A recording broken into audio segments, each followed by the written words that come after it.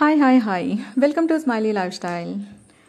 Okay, so ఈ మధ్యన వచ్చేసి కొత్తగా యూట్యూబ్ ఛానల్ స్టార్ట్ చేసిన వాళ్ళు కొంతమంది అడుగుతున్నారు ఏంటి అనిసానంటే, మాకు సబ్స్క్రైబర్స్ ఎక్కువగా రావట్లేదు, ఏం చేయాలి, దానికోసం ఎలా రీల్స్ అప్లోడ్ చేయాలి అని చెప్పేసి కూడా అడుగుతున్నారండి.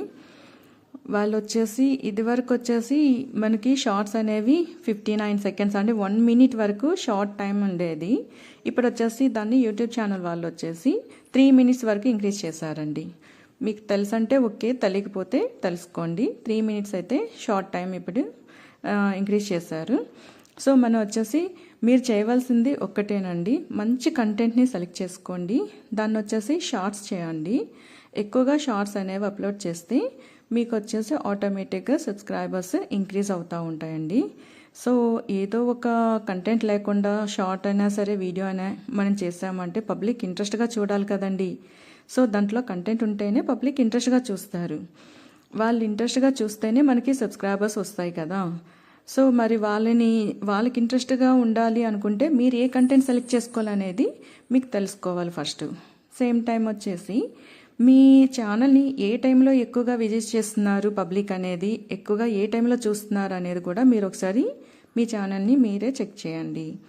చెక్ చేస్తే మీకు తెలుస్తుంది కదా ఏ టైంలో మీ ఛానల్ని ఎక్కువగా విజిట్ చేస్తున్నారు పబ్లిక్ అనేది.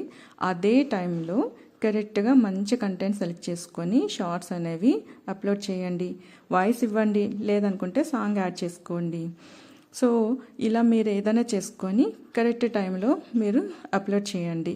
సో అప్పుడు వచ్చేసి మీ పబ్లిక్ వచ్చేసి చూస్తారు, మీ ఫ్యాన్స్ చూస్తారు, మిమ్మల్ని సబ్స్క్రైబ్ చేసుకున్న వాళ్ళందరూ కూడా రెగ్యులర్గా చూస్తూ ఉంటారు.